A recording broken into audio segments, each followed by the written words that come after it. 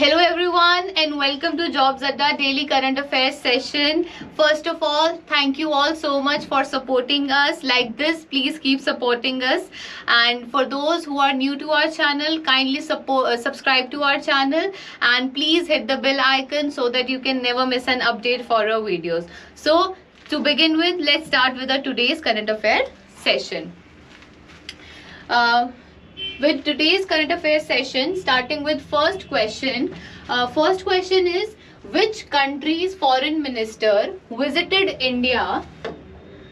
Which country's foreign minister visited India, where it was decided to establish a joint ministerial commission? Okay, joint ministerial commission at the level of foreign ministers. मतलब question का मतलब है कौन से country के foreign minister India में जिन्होंने अभी रिसेंटली विजिट की है, क्या एस्टैब्लिश करने के लिए जॉइंट मिनिस्टीरियल कमीशन. ठीक है, at the level of foreign minister. अब सबसे पहली बात, what is this joint ministerial commission? Joint ministerial commission क्या है? ये एक वैसी कमीशन है जिसमें दो कंट्रीज के मिनिस्टर्स, किसी भी डिपार्टमेंट के हो सकते हैं, कोई भी दो कंट्रीज के मिनिस्टर जब मिलकर कुछ चीजों पर क्या करेंगे, अपनी सहमति बनाएंगे. ठीक है, एक कमीशन बनाएंगे सो दैट कि उनके रिलेशनशिप अच्छे हो, स्ट्रॉन्ग हो. अब वो रिलेशनशिप कैसे? In the way of trade, export import या लेबर. ठीक है, तो उसको हम बोलेंगे जॉइंट मिनिस्टीरियल कमीशन. मतलब कुछ फैसले लेना और कुछ फैसले लेकर उसकी एक कमीशन बनाना. कौन से लेवल पर? मिनिस्टर लेवल पर. तो कौन से मिनिस्टर ने इंडिया में विजिट किया जो फॉरेन मिनिस्टर लेवल पे थे और उन्होंने क्या किया, एक जॉइंट मिनिस्टीरियल कमीशन एस्टैब्लिश की. ठीक है, तो वो क्या जॉइंट मिनिस्टीरियल कमीशन थी? कौन सी कंट्री के थे? बहरीन, कतर, कुवैत और Saudi Arabia. So the right answer, जैसे आप पिक्चर में भी देख रहे हो, ही इज एस जयशंकर, जो हमारे इंडिया के फॉरेन मिनिस्टर हैं, and he is the foreign minister of Kuwait. ठीक है, सो the right answer is Kuwait. Kuwait के फॉरेन मिनिस्टर ने इंडिया में अभी विजिट किया था recently, and that visit was a 2-day visit. ठीक है, मतलब 2 दिन की विजिट थी उनकी इंडिया में, और उन्होंने क्या किया, एक जॉइंट मिनिस्टीरियल कमीशन साइन किया. किसके साथ? इंडियन फॉरेन मिनिस्टर के साथ. और उस मिनिस्टीरियल कमीशन में क्या क्या पॉइंट्स थे? According to trade and labour. ठीक है, ये दो मेन पॉइंट्स को लेकर उन्होंने एक जॉइंट मिनिस्टीरियल कमीशन एस्टैब्लिश की. ओके, ये क्लियर है सबको? Moving on to next one. क्या है second question? Which organisation launched Sahi Disha? Sahi Disha campaign that highlights the issues faced by कौन? Indian rural women. ठीक है, कौन सी ऑर्गेनाइजेशन ने ये कैंपेन लॉन्च की है? कौन सी कैंपेन लॉन्च की है? सही दिशा. क्या करने के लिए? To highlight the issues faced by Indian rural women. ठीक है, अब इंडियन रूरल वुमेन मतलब रूरल वुमेन वो वाली वुमेन जो फार फ्लंग एरियाज में रह रहे हैं या जो गांव के एरिया में रह रहे हैं, जिनको बहुत सारी जो प्रॉब्लम फेस करनी पड़ती हैं. ठीक है, उन्हीं को ही टैकल करने के लिए उन्होंने क्या बनाया? ये कैंपेन बनाई. कौन सी? सही दिशा.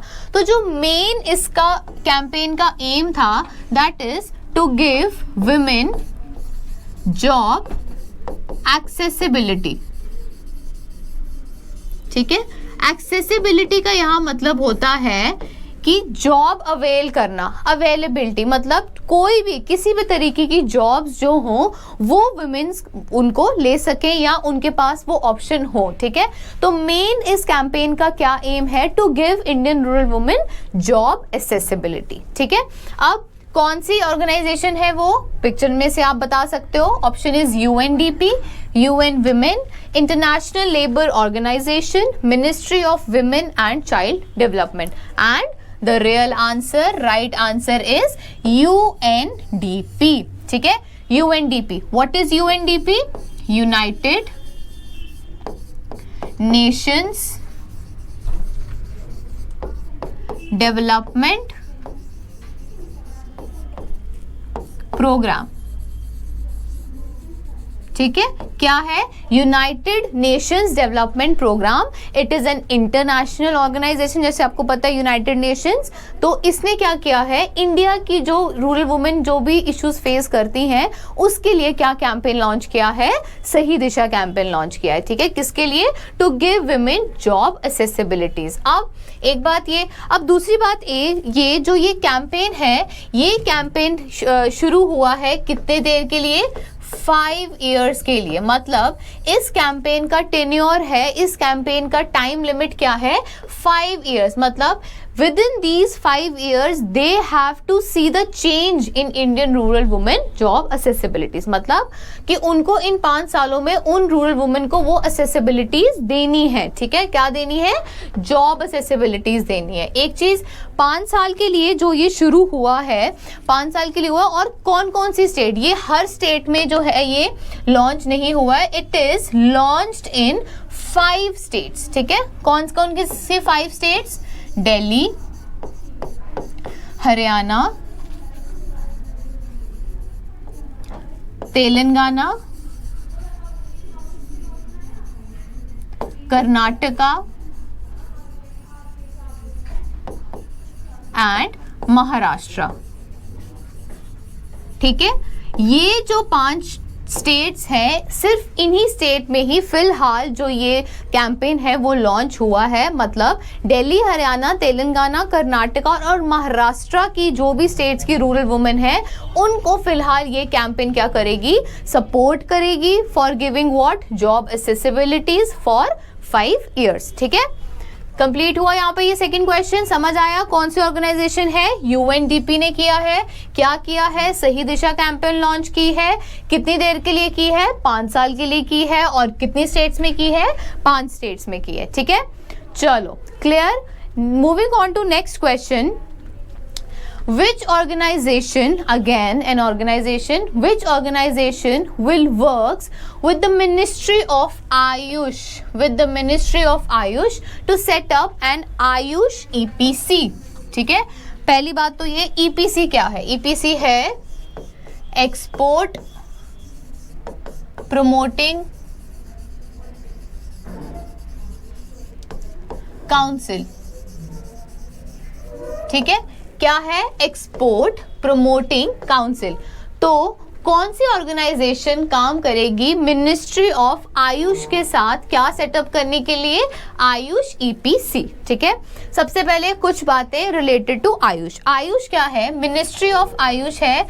कौन सी मिनिस्ट्री? आयुर्वेदा, जैसे यहाँ पे आप देख सकते हो, आयुर्वेदा, योगा एंड नेचुरोपैथी, यूनानी, सिद्धि एंड होम्योपैथी। जो ये टर्म्स हैं, जो ये मेडिकल फील्ड्स हैं, ये सारी की सारी जो मेडिकल फील्ड्स हैं ये इंडियन ओरिजिन की हैं। ठीक है, आयुर्वेदा भी, योगा भी, यूनानी भी, सिद्धि भी और होम्योपैथी भी। तो ये जो मेडिकल फील्ड्स इंडिया की हैं, पहले इनको इतनी रिकॉग्निशन इंडिया में नहीं थी। मतलब इन फील्ड्स में कोई ज़्यादा काम नहीं होता था। तो with the establishment of ministry of Ayush, ये जो भी मेडिकल फील्ड्स हैं इनको क्या मिला है? एक बूस्ट मिला है। ठीक है, क्या मिला है? बूस्ट मिला है। अब सबसे पहली बात, ये जो आयुष मिनिस्ट्री है ये करती क्या है? इसका काम है जितनी भी ये जो मेडिकल फील्ड्स हैं इनके एजुकेशनल इंस्टीट्यूशंस को अच्छे से सेटअप करना और इन एजुकेशन या इन मेडिकल फील्ड्स में अच्छे से रिसर्च वर्क कंडक्ट करवाना। ठीक है, ये एक मेरी बात याद रखें आप, जो भी ये जितनी भी मेडिकल फील्ड्स हैं ये सब प्रोड्यूस करती हैं क्या? Indigenous medicines. ठीक है, Indian indigenous medicines. Indigenous medicine. Indigenous medicine क्या हुई? जो होली सोली, जो पूरी की पूरी कहाँ पर मैन्युफैक्चर हुई है या कहाँ पर बनी है? इंडिया में बनी है। ठीक है, तो ये क्या करती है? ये मिनिस्ट्री क्या करती है? ये हर डिपार्टमेंट की मेडिकल फील्ड क्या करेगी? इंडिया की जो इंडिजीनस मेडिसिन है उनको प्रोड्यूस करती है आयुष मिनिस्ट्री। ठीक है, ये होगा। अब आयुष मिनिस्ट्री जो है ये कब बनी? ये बनी 14 नवंबर 2014। ठीक है, 2014 में जो ये मिनिस्ट्री ऑफ आयुष है वो बनी थी। ठीक है, अब अब इसमें क्वेश्चन में क्या पूछा गया है कि कौन सी ऑर्गेनाइजेशन ने मिनिस्ट्री ऑफ आयुष के साथ काम करने में क्या हेल्प की है, सेटअप करने में आयुष ईपीसी। तो ऑप्शन है directorate general of foreign trade, associated chamber of commerce and industries, confederation of Indian industries या federation of Indian chambers of commerce and industry. So the right answer is federation of Indian chambers of commerce and industries. अब है क्या, इन्होंने आयुष को एक export promoting council उनके साथ setup करके दी है। अब एक्सपोर्ट प्रमोटिंग काउंसिल क्या हुई कि ये chambers of commerce and industries क्या करेंगे, स्टेक होल्डर्स अपने लिए जगह देंगे। किसको देंगे जगह? आयुष को देंगे, आयुष मिनिस्ट्री को देंगे, सो दैट जो भी इंडियन मेडिसिन, इंडिजिनस मेडिसिन जो प्रोड्यूस हो रही हैं उनको एक अच्छा क्या मिल सके, ट्रेड मिल सके और एक वर्ल्ड वाइड नेम, ठीक है, मतलब पूरे वर्ल्ड में वो फेमस हो कि इंडिया की इंडिजिनस मेडिसिन है और उसको एक ट्रेड सेटअप भी मिले। किसकी हेल्प से मिलेगी? Federation of Indian chambers of commerce and industries. ठीक है, कंप्लीटेड। यहां तक सबको समझ आ गया? चलो next one, What is the theme of World Water Day 2021? ठीक है, रिसेंटली ही अभी हमने वर्ल्ड वाटर डे सेलिब्रेट किया है, तो उसका थीम क्या था? First of all world water day होता कब है? वर्ल्ड वाटर डे होता है कब? 22 ऑफ मार्च। ठीक है, 22 of March every year we celebrate what? We celebrate world water day. तो उन्होंने बोला इस साल का क्या थीम था? इस साल का थीम क्या था? Save water for generations, valuing water, water sources of life या वाटर फॉर एवरीवन। ठीक है, तो right answer is valuing water. ठीक है, कि पानी की कदर करो, वैल्यू करो। ठीक है, अब वर्ल्ड वाटर डे पे क्या जरूरी है? एक तो इस साल क्या हुआ, on the occasion of world water day PM Modi ने क्या किया? लॉन्च की क्या? एक कैंपेन लॉन्च की, जिसका नाम क्या दिया उन्होंने? Catch the rain. Catch the rain उन्होंने क्या किया? एक कैंपेन लॉन्च की। Catch the rain campaign launch, क्या उन्होंने क्या, इस नाम कैंपेन का मतलब क्या है कि रेन वाटर हार्वेस्टिंग करनी है। ठीक है, on the occasion of world water day PM Modi ने एक कैंपेन लॉन्च की जिसको उन्होंने क्या नाम दिया? Catch the rain. Catch the rain का मेन मोटो क्या है? Rain water harvesting. ठीक है, What is the main aim behind Catch the Rain campaign? Rain water harvesting. ठीक है, अब ये रेन वाटर हार्वेस्टिंग करनी कब से कब है? उन्होंने इस कैंपेन को दिया है क्या टाइम? फ्रॉम 22 मार्च टू नवंबर 30। ठीक है, 30 नवंबर तक उन्होंने इस कैंपेन को दिया है टाइम। अब वाई ये टाइम इन्होंने मार्च से नवंबर का क्यों दिया? क्योंकि इन मार्च और नवंबर के बीच में जो भी मंथ्स आते हैं उसमें इंडिया में क्या होती है? प्री मानसून और मानसून होती हैं। तो उन्होंने बोला है ड्यूरिंग दिस कैंपेन और इस टाइम पीरियड के बीच में वी हैव टू चेक कि इस टाइम पीरियड के खत्म होने तक इंडिया ने कितनी रेन वाटर हार्वेस्टिंग से वाटर को क्या किया? सेव किया। ठीक है, तो क्या है वर्ल्ड वाटर डे का? पहली बात तो 22 ऑफ मार्च को बनाया जाता है और इस साल का थीम क्या था? वैल्यूइंग वाटर था। और इस दिन क्या हुआ? पीएम मोदी ने कैंपेन लॉन्च की catch the rain for what? For rain water harvesting. ठीक है, तो कब से कब तक? 22 ऑफ मार्च टू नवंबर 30। ठीक है, अब वाटर जो है, अब आपको समझ आया कि कितना जरूरी है। रेन वाटर हार्वेस्टिंग आप अपने घर पर भी कर सकते हो। ठीक है, सो जितना हो सके उतना पानी को सेव करो। ओके, चलो next is what is the rank of India in UN world happiness report 2021? ठीक है, अभी रिसेंटली ही एक रिपोर्ट यूएन ने रिलीज की है, कौन सी, वर्ल्ड हैप्पीनेस रिपोर्ट। अब वर्ल्ड हैप्पीनेस रिपोर्ट क्या है कि ये जज करती है कि कौन सी कंट्री सबसे ज़्यादा खुश रहती है, या कौन सी, वो कैसे जज करते हैं कि उस कंट्री के लोग कितने ज़्यादा सेटिस्फाइड है अपनी कंट्री से, या वो कितने खुश हैं। तो जैसे कि आप ये पिक्चर में देख सकते हो, India ranks 139 out of 149 countries, ठीक है, हम इसको हैप्पी भी नहीं बोल सकते। तो उन्होंने इंडिया को क्या दिया है, कौन सा मार्क दिया है, 10th। India is a 10th country, ठीक है, नॉट अ हैप्पी कंट्री। सो खुश रहा करो, देख लो कंट्री हमारी कहाँ नीचे नीचे जा रही है वर्ल्ड हैप्पीनेस पे, ठीक है। चलो moving on to next one, एक second, with which organization ISRO signed an MOU? सबसे पहली बात, what is MOU, ठीक है। MOU होता है मेमोरेंडम ऑफ अंडरस्टैंडिंग। मैं यहाँ लिखती हूँ मेमोरेंडम ऑफ अंडरस्टैंडिंग, ठीक है। MOU होता है मेमोरेंडम ऑफ अंडरस्टैंडिंग, मतलब एक अंडरस्टैंडिंग, मतलब म्यूचुअल सहमति से एक वो कुछ चीज़ों पर क्या करते हैं, सहमति बनाते हैं, जैसे JMC था, ठीक है। अब क्या है, कौन सी ऑर्गेनाइजेशन ने इसरो के साथ क्या किया, एक MOU साइन किया, क्या करने के लिए, to set up a space technology incubation centre, STIC, ठीक है, स्पेस टेक्नोलॉजी इंक्यूबेशन सेंटर।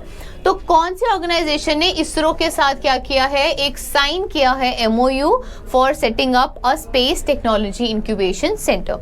तो फर्स्ट ऑफ ऑल इसरो क्या है, इंडियन स्पेस रिसर्च ऑर्गेनाइजेशन, जो हमारे स्पेस के काम संभालती है, सैटेलाइट्स वगैरह बनाती है, उनको स्पेस में भेजती है, वो कौन है, इंडियन स्पेस रिसर्च ऑर्गेनाइजेशन, ठीक है।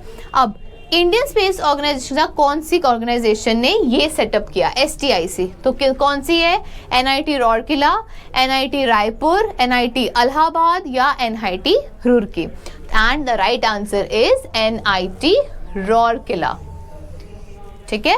तो जो NIT रौरकिला है उसने इसरो के साथ साइन किया है memorandum of understanding to set up STIC। अब STIC क्या है, STIC एक वो सेंटर है जहां पर जो बच्चे हैं वाइल स्टडिंग साथ ही साथ में क्या कर सकते हैं, स्पेस टेक्नोलॉजीज में भी अपना योगदान दे सकते हैं। मतलब वो बच्चे जिनको इंटरेस्ट है स्पेस में, एस्ट्रोनॉट में, तो वो क्या कर सकते हैं कि साथ ही साथ में पढ़ाई के साथ साथ स्पेस एप्लीकेशंस को बना भी सकते हैं और प्रोड्यूस भी कर सकते हैं, ठीक है। तो क्या है STIC, फॉर क्या, स्पेस टेक्नोलॉजी, स्पेस एप्लीकेशंस को बच्चे साथ साथ में बना सकते हैं, ठीक है। अब कुछ बातें, पहली बात तो NIT रौरकिला है का, NIT रौरकिला है उड़ीसा में, ठीक है, कहाँ पर है, उड़ीसा में है। और इसरो कहाँ है, इसरो के हेडक्वार्टर्स हैं बैंगलोर, और इसरो के चीफ कौन है, K Sivan, ठीक है, कौन, K Sivan, ठीक है। चलो कौन सी ऑर्गेनाइजेशन ने इसरो के साथ साइन किया मेमोरेंडम ऑफ अंडरस्टैंडिंग, NIT रौरकिला ने किया।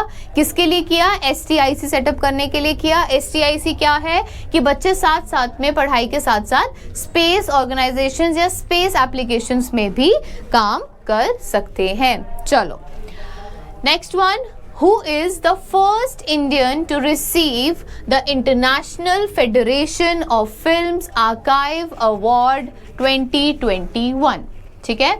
कौन सा ऐसा फर्स्ट इंडियन है जिसको क्या मिला है, international federation of film archives award, ठीक है। तो पहली बात तो जो ये FIAF है, it is a French award, ठीक है, मतलब ये एक फ्रेंच अकेडमी अवार्ड्स हैं, मतलब जो फ्रांस के फिल्म अवार्ड्स हैं।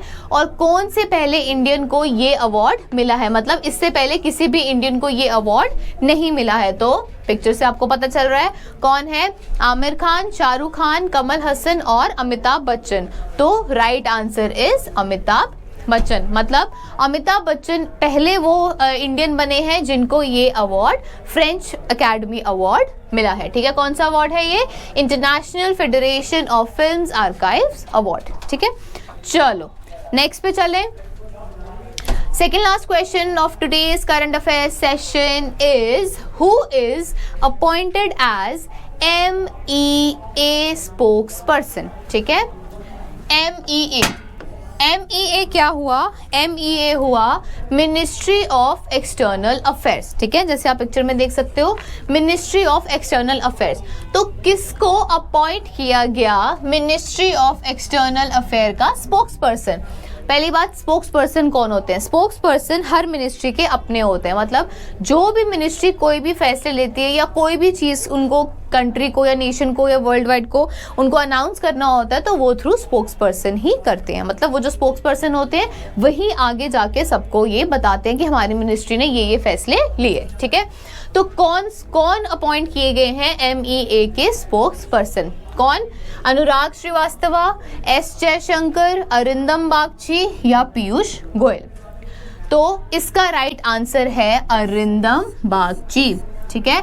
जो अरिंदम बागची हैं ये बने हैं MEA के न्यू अपॉइंटेड स्पोक्स पर्सन। इनसे पहले जो थे प्रीवियस वन कौन थे? मैं यहाँ लिख देती हूँ सो दैट आपको पता चल सके। इनसे पहले जो थे, इनसे पहले ये किसकी जगह पर आए? अनुराग श्रीवास्तव की जगह आए। अब अरिंदम बागची कौन है? अरिंदम बागची 1999 बैच के क्या हैं? एक IFS ऑफिसर है, ठीक है, IFS ऑफिसर है। IFS क्या हुआ? इंडियन फॉरेन सर्विसेज के जो ऑफिसर हैं ये 1999 बैच के IFS ऑफिसर हैं, ठीक है। और मिनिस्ट्री ऑफ एक्सटर्नल अफेयर के राइट नाउ मिनिस्टर कौन है? S Jaishankar. He is the minister of क्या? External affair. इस मिनिस्ट्री एक्सटर्नल अफेयर या आपको बोलते हो फॉरेन मिनिस्टर, है ना। जो इंडिया के अभी राइट नाउ फॉरेन मिनिस्टर है वो कौन है? एस जयशंकर, ठीक है। चलो नेक्स्ट वन,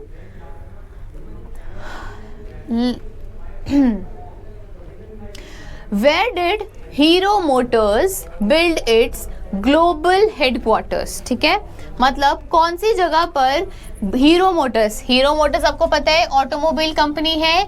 कौन सी जगह पर हीरो मोटर्स ने अपने ग्लोबल हेडक्वार्टर्स को बनाया है? ठीक है, बिल्ड किया है। कहाँ पर? सबसे पहली बात, ग्लोबल हेडक्वार्टर्स क्या हुआ? वो हेडक्वार्टर्स जो ग्लोबली, मतलब अगर किसी कंपनी ने अपना एक इंडिया के बाहर, अब ये इंडियन कंपनी है तो इन्होंने इंडिया के बाहर कहीं अपना हेडक्वार्टर बनाया, तो मतलब इनके जो भी प्रोडक्ट होगा, इनकी जो भी ऑटोमोबाइल होगी या जो भी ये बनाते हैं वो वर्ल्ड वाइड भी वहाँ से एक्सपोर्ट होगा, ठीक है। तो हीरो मोटर्स ने कहाँ ग्लोबल हेडक्वार्टर्स बनाए हैं अपने? Options are New York, London, Japan और Australia. So right answer is London. तो जो हीरो मोटो कॉर्प्स है उन्होंने रिसेंटली अपना ग्लोबल हेडक्वार्टर्स कहाँ बनाए हैं? London.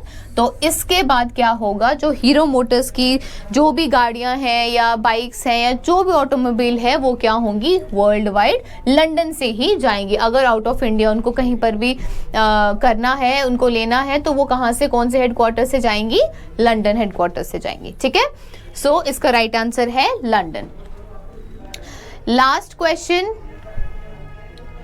Which country has given emergency authorization to India's COVID-19 vaccine Covaxin? ठीक है, सबसे पहले तो इस क्वेश्चन को आप कर लो क्या इम्पोर्टेंट। ये क्वेश्चन इंपॉर्टेंट है। अब ये क्वेश्चन इंपॉर्टेंट क्यों है अभी मैं आपको बताऊंगी, ठीक है। क्या है? Which country has given emergency authorization to India's COVID-19 vaccine Covaxin? ठीक है, कौन सी कंट्री ने एक इमरजेंसी ऑथराइजेशन, मतलब एक इमरजेंसी बोल दिया है कि इमरजेंसी इस वैक्सीन को आप यूज कर सकते हो, ठीक है। कौन सी वैक्सीन है वो? कोवैक्सीन है, जो इंडिया की बनाई हुई है, इंडिया मैन्युफैक्चर्ड कोवैक्सीन है, ठीक है। अब सबसे पहले बात तो वैक्सीन के बारे में करते हैं, क्योंकि आजकल कोविड चल रहा है और पूरा वर्ल्ड जो है इस टाइम पर क्या चल रहा है? वैक्सीन बनाने में लगा हुआ है। तो इंडिया ने भी उसी के चलते 2 वैक्सीन प्रोड्यूस की। सबसे पहले अगर हम बात करें कोवैक्सीन की, तो जो कोवैक्सीन जो नंबर 1 की वैक्सीन है इंडिया में, ये जो वैक्सीन है ये किसने बनाई है? भारत बायोटेक। भारत बायोटेक क्या है? एक इंडियन होली सोली, मतलब पूरी वो इंडियन ही कंपनी है, इंडियन फार्मास्यूटिकल कंपनी है जिसने क्या किया है? ये कोवैक्सीन बनाई है, इसके ट्रायल्स लिए हैं, इस पे रिसर्च किया, ठीक है। तो जो ये कोवैक्सीन है ये होली सोली, हम बोल सकते हैं it is a whole indigenous vaccine of India, मतलब ये इंडिया की इंडिजीनियस वैक्सीन है, ये पूरी की पूरी इंडिया में ही बनी है, रिसर्च भी इंडिया में ही हुई है और ट्रायल्स भी इंडिया में हुए हैं, ठीक है। 2 वैक्सीन बनाई इंडिया ने, एक आगे कोवैक्सीन। जो दूसरी वैक्सीन है जिसका नाम दिया गया है कोविशील्ड, जो दूसरी वैक्सीन है कोविशील्ड, ये भी इंडिया की है, बट ये इंडिजीनियस नहीं है। मतलब इंडिजीनियस कहने का मतलब कि ये पूरी की पूरी इंडिया में नहीं बनी है, ये बनी है किसकी हेल्प से? With the help of Oxford AstraZeneca, ठीक है। जो ऑक्सफोर्ड की वैक्सीन है, कौन सी? एस्ट्राजेनेका, ये बनी है उसकी हेल्प से। किसने बनाई है? इंडिया के कौन से फार्मास्यूटिकल कंपनी ने बनाई है? सीरम इंस्टीट्यूट, ठीक है। ये जो चीजें हैं बच्चों, ये आपको याद रखनी है क्योंकि ये लेटेस्ट टॉपिक है और वैक्सीन और कोरोना पे क्वेश्चन आएगा ही आएगा, ठीक है। तो क्या है? 2 वैक्सीन इंडिया ने प्रोड्यूस की, कौन कौन सी की? कोवैक्सीन की और कोविशील्ड की। जो कोवैक्सीन है वो किसने बनाई? भारत बायोटेक ने बनाई, और ये होली की सोली, मतलब पूरी की पूरी इंडिया में ही बनी है, it is indigenous to India, ठीक है। जो दूसरी वैक्सीन है दैट इज कोविशील्ड, वो बनी तो इंडिया में ही है बट किसकी हेल्प से बनी है? With the help of Oxford AstraZeneca, और बनाई किसने है? इंडियन कौन सी कंपनी? सीरम इंस्टीट्यूट ने बनाई है, ठीक है। तो ये जो 2 क्वेश्चन, जो वैक्सीन के ये जो इंपॉर्टेंट चीजें हैं, ये आपको हमेशा याद रखने हैं, ये क्वेश्चन आ सकता है और आपको पता होना चाहिए बिकॉज इंडिया ने 2 वैक्सीन प्रोड्यूस की, ठीक है। हो गया। अब क्वेश्चन पे चले, तो जो कोवैक्सीन है वो भी इंडिया में आपको पता है वो लग भी रही है, तो कैसे चल रही है? लग रही है फेजेस में लग रही है, पहले 60 अबव, और अब इंडिया ने अनाउंस किया है कि 45 की एज से अबव भी ये वैक्सीन लगवा सकते हैं फ्रॉम कब? फ्रॉम 1 अप्रैल, ठीक है। ये भी मैं एक क्वेश्चन आपको करंट अफेयर का बता रही हूँ कि इंडिया ने अब रिड्यूस कर दी है एज फ्रॉम 45 अबव, और वो कब लगा सकते हैं? फ्रॉम अप्रैल 1, ठीक है। चलो, तो अब बात करते हैं क्वेश्चन की। तो कौन सी कंट्री ने इमरजेंसी यूज अप्रूवल दिया है किसको? कोवैक्सीन को, ठीक है। तो कौन सी कंट्री ने दिया है? Options are China, Mongolia, Nepal and Kazakhstan. So the right answer is Nepal. Nepal ने रिसेंटली ही इंडिया की जो कोवैक्सीन वैक्सीन है उसको इमरजेंसी ऑथराइजेशन दे दी है कि हाँ भाई हम इसको यूज कर सकते हैं और हम इसको यूज करेंगे, ठीक है। और इंडिया ने जो कोवैक्सीन है वो बहुत सी कंट्री में एक्सपोर्ट भी की है, ठीक है, क्योंकि इसकी क्या है, जो ट्रायल में जो एफिकेसी है वो बहुत अच्छी है, मतलब इसके जो रिजल्ट्स हैं वो काफ़ी अच्छे हैं। तो इसीलिए जो कोवैक्सीन है वो सबसे पहली बात तो क्या है, इंडिजिनियस टू इंडिया है, पूरी की पूरी इंडिया में ही बनी है, ठीक है। तो these are today's question of current affairs. तो I hope you liked it and these are very important questions. जो लास्ट वाला क्वेश्चन था ये सबसे ज़्यादा अटमोस्ट इम्पॉर्टेंट है। And if you like the video, if you found it informative, kindly like, support, subscribe and share, and thank you, keep supporting.